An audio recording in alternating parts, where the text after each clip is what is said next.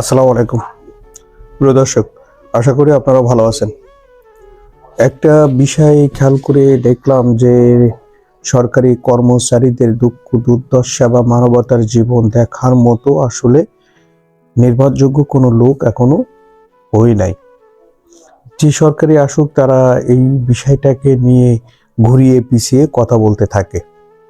যেমন গতকাল যখন নতুন অর্থমন্ত্রীকে প্রশ্ন করা হলো, তখন তিনি বললেন যে সাংবাদিক তাকে প্রশ্ন করলো যে এই যে নবম পে স্কেলের বিষয়ে কখন কতটুকু বা আংশিক নাকি সম্পূর্ণ বাস্তবায়ন করবেন। তখন তিনি মার্কাট উত্তর দিয়েছেন, এটা ঠিক আছে যে এই বিষয়টা আগে আমাকে দেখতে হবে, দেখে কি পরিস্থিতিতে মোট অর্থ কত টাকা ব্যয় হতে পারে সেটা আমাদেরকে দেখতে হবে কতটুকু বাস্তবায়নযোগ্য। দক্ষিণ এশিয়ার ভিতরে আমাদের ট্যাক্স রাজস্ব বা জিডিপি সেটা নাকি সর্বনিম্ন। সেই হিসাবে জনগণের সাথে সামঞ্জস্য রেখে যাতে প্রতিটা জনগণ সমান সুযোগ পায় তেমন একটা লেভেল ফিট করে এই পে স্কেল বাস্তবায়ন করতে হবে, যাতে করে তারা সমান সুযোগ পায়, এমন তথ্য তিনি দিয়েছেন। মানে এটা দেখতে হবে, এই বিষয়টা তিনি নিশ্চিত করেছেন।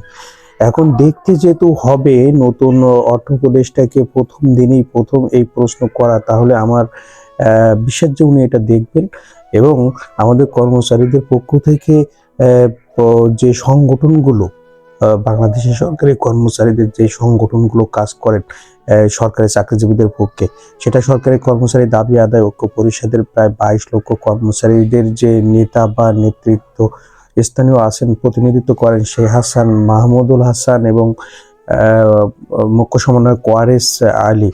এই মুখ্য সমন্বয়ক ওয়ারেস আলীর নেতৃত্বে আরো যে মূল যে নেতারা আছেন, তারা অর্থ মন্ত্রীর সাথে প্রথমত দেখা করার ব্যবস্থা করুক। অর্থমন্ত্রীর সাথে দেখা করে আমার যেটা মনে হয় যে অন্য কেউ এই বিষয়টাকে ডিপলি বোঝানোর আগে আমাদের যে সরকারি কর্মচারীরা আছেন তাদের ভিতর থেকে অর্থনীতি যিনি বোঝেন তাকে দিয়েই মূলত পুরো বিষয়টাকে অর্থমন্ত্রীর কাছে স্পষ্ট আকারে তুলে ধরা, যে এই বিষয়টা এরকম, অর্থনীতির আকার এরকম, এটা এইভাবে বাস্তবায়ন করলে উভয় পক্ষ সুফল পাবে, সরকারও তার অর্থনীতিতে চাপ পড়বে না, আবার জনগণ তাদের ন্যায্য অধিকারও পাবে এবং সরকারি কর্মচারীরাও তাদের যৌক্তিক দাবিগুলো পাবে। কারণ এখানে দাবি তো একটা, দাবি আছে অনেকগুলো। যদিও দাবি 7টা দাবি থাকলেও সব দাবি কিন্তু যে অন্তর্বর্তী সরকারের কাছে সুপারিশ জমা আছে সেগুলো কিন্তু পূরণ হয় নাই। এখানে সর্বনিম্ন বেতন এবং সর্বোচ্চ বেতন, যেটা দক্ষিণ এশিয়ায় বলা যায় আমাদেরটাই সর্বনিম্ন দিকে।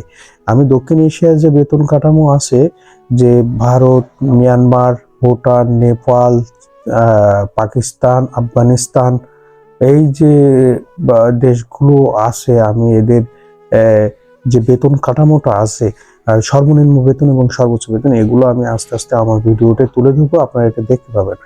তো আমাদের এই মুহূর্তে উচিত হলো সরকারি কর্মচারীদের যে উচিত যে তারা তাদের সংগঠন যতগুলো আছে সব সংগঠনের প্রতিনিধিরা অর্থ উপদেষ্টার সাথে সরাসরি 1-to-1 বসার ব্যবস্থা করুক, বারবার তাদের সাথে মিটিং করুক এবং পুরো বিষয়টাকে তুলে ধরুক।